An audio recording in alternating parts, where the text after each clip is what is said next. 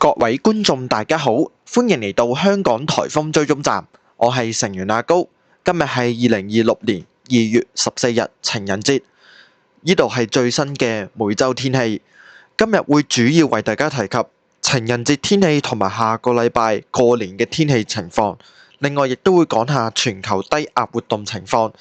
喺度祝大家情人節快樂，同埋預祝馬年快樂，身體健康，幸福到滿。影片開始之前，希望大家訂閱、分享、按讚支持我哋香港颱風追蹤站 HKTCS。我哋目標係4萬訂閱，希望大家多多支持。歡迎加入本頻道其他社交媒體平台，而連結亦都會擺喺留言或者資訊欄區嗰度。亦都歡迎大家用 Super Chat、Super Fans 係支持我哋。先睇睇今日嘅天氣情況。今日日間就大致天晴，而日夜溫差亦都比較大。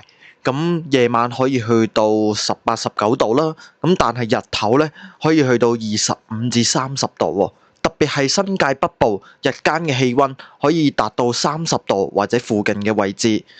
早晚有機會比較潮濕，而風勢亦都大致微弱。咁係大致天晴咁樣啦，亦都係適合戶外活動同埋約會。我哋睇埋之後一兩日過年前嘅天氣情況。咁仲有2日就抵達農曆新年，預計年28到29係會比較潮濕，早晚部分時間有霧有雲，或者甚至有微雨添。日間係會大致天晴，咁意味住春天嘅天氣啦就開始逐漸呈現㗎啦。氣溫介乎喺19至26度，年29稍後係會有東北季候風嚟臨㗎。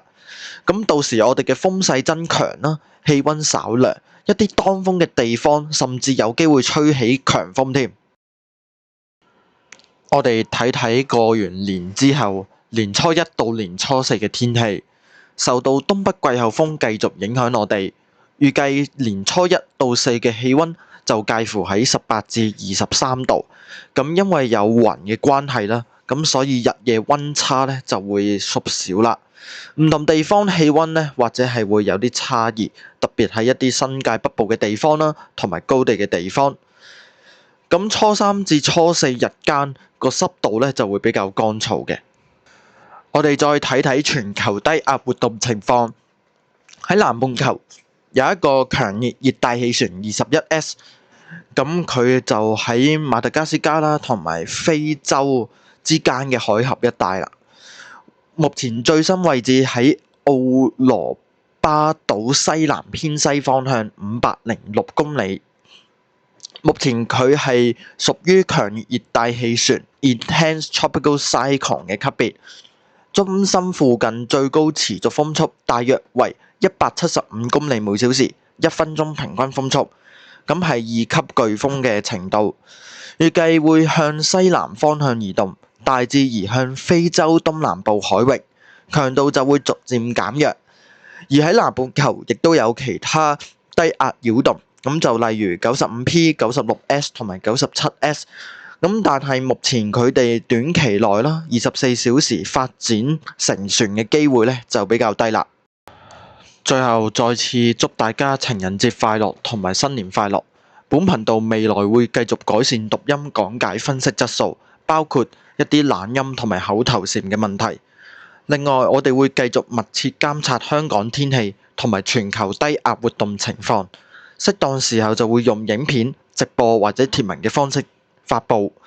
咁請訂閱我哋啦，並且開放通知就可以掌握最新發布。